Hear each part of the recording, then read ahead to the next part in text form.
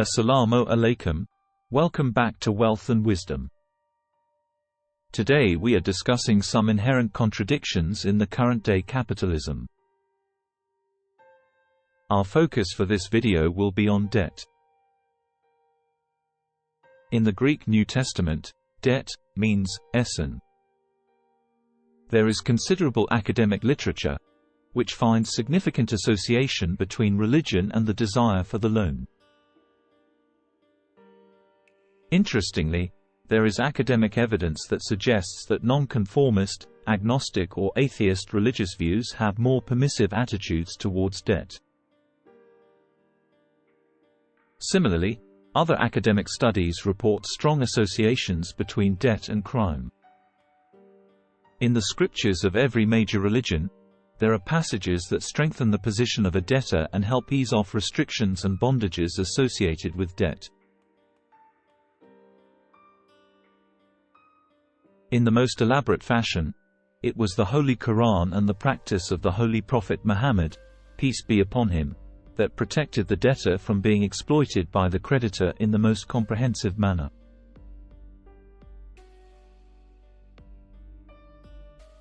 The pandemic in 2020 has uncovered huge inequalities in societies. Essential, or key, workers who cannot work from home can legitimately question, if they are too essential to work from home during the pandemic and risk their lives, why are they then paid a miniature fraction of another person who has the luxury of working from home? Should the pay package not be a function of how indispensable a job is?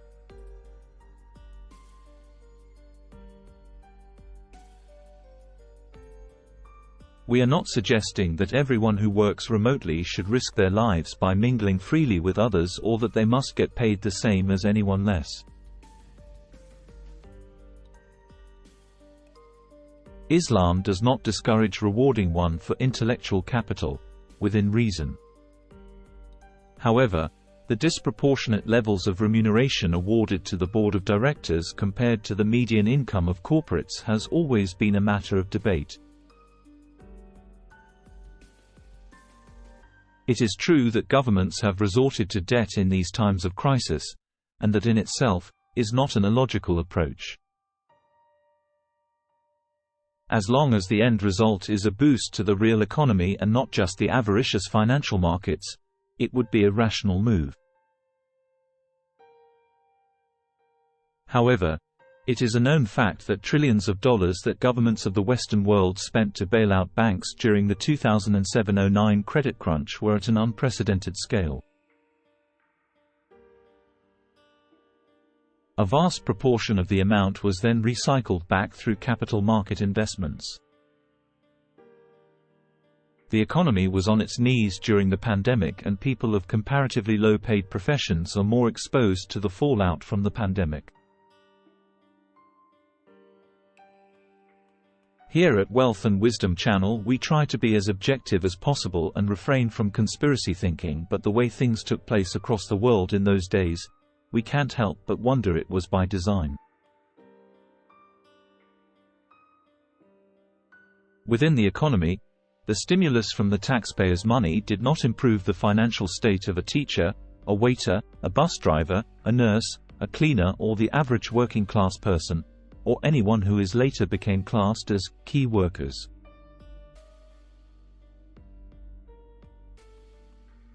The irony is that the stock markets in the US and Western world are still flamboyant while the rest of the economy is in dire straits. This tale of paradoxes deserves a detailed discussion on its own, but I digress. Indeed, it sounds intuitive and a very noble deed to give debt relief to the poor at the individual as well as national levels. Nevertheless, the prevailing prerequisite on both ends has to be founded on honesty, integrity and justice. There are enough voices among policymakers and the public in favor of debt relief, but unfortunately, corrupt and unjust people govern most of the poorest nations. When transferring scarce resources to corrupt governments, only a small fraction of the assistance ever ends up with the most deserving. The richer nations that act as white knights have their own vested interests, and they draw more resources out of the poor nations than the apparent relief that they extend. People are being enticed further into taking loans for anything and everything. It has become an integral part of the current-day capitalism, where people's wants are misconstrued as needs. The car one's neighbor purchases becomes the reference point for a person's aspirations and not his affordability. Not many have enough disposable liquid cash to buy that new Mercedes outright. The Quranic teaching of vie with one another in good works is the best antidote to the frantic vying for fancy possessions. Even governments prefer borrowing to taxes, especially when elections are on the horizon. The popular vote is becoming increasingly important in the West and elsewhere, and arguably, this desire for popularity by governments is contributing to encouraging nationalism. Sadly, there has been a growth in recent years in often controversial rhetoric by major Western governments to appease the uninformed populace. Oftentimes cash handouts and rushed government expenditures on ill-planned projects for short-term gains prove quite costly in the long run. In short, like the pandemic, it is during times of crises that uncovers several deficiencies and injustices embedded in the current system.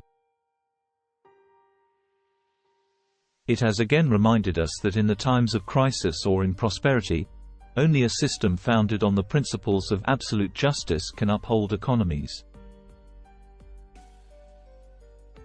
It is obvious that the answer is not simple but incredibly complex. Indeed, it involves taking into account the many different parameters of a deeply intertwined financial system.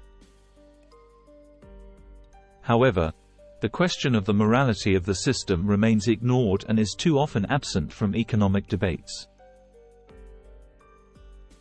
If you learned something, don't forget to like and subscribe. Until next time, Assalamu alaikum.